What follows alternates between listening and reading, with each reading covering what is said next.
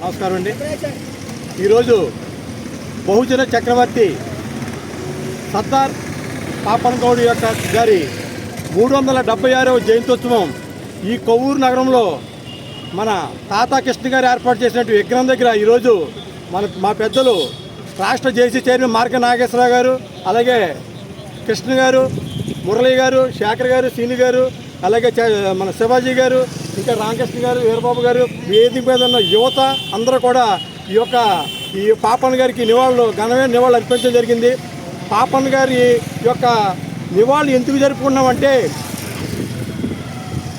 16వ శతాబ్దం 1650 ఆగస్టు 18న జనగామ జిల్లా కిలాష్పూర్ గ్రామంలో ధర్మన్న గౌడు సర్వమ్మ దంపతులకు జన్మించిన ఈ పాపన్ గౌడ్ గారు ఆ రోజుల్లో మొఘల్ సామ్రాజ్యం చాలా అరాచకంగా చేసేవారు. మనం ఏదైనా సంపాదిస్తుంటే వాళ్ళు దోచుకుని చేసుకుని ఏది ఎదిస్తే చంపేయడం జరిగేది. అలాంటిది ఈ పాపన్ గారు చిన్న వయసులోనే తండ్రి ధర్మన్ గారు కూడా చనిపోవడం జరిగింది.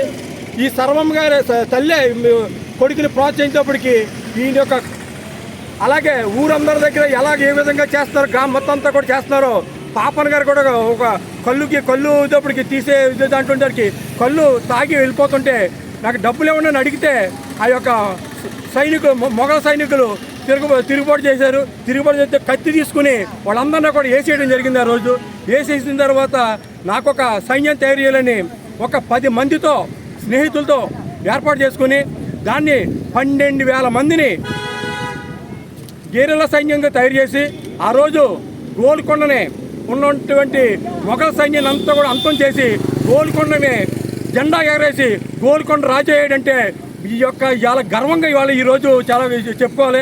అలాంటి వ్యక్తిని ఎలా సర్వే పాపన్ గౌడ్ గారు ఈ వ్యక్తిని ఇవాళ మా తెలుగు రాష్ట్రాల నుంచి కూడా మా బీసీ సంఘాల కమ్యూనిటీ అంతా కూడా జనగామ జిల్లాని పాపన్న గౌడ్ జిల్లాగా ప్రకటించాలని కూడా మేము కోరుకుంటున్నామండి. అందరికీ కూడా ధన్యవాదాలండి.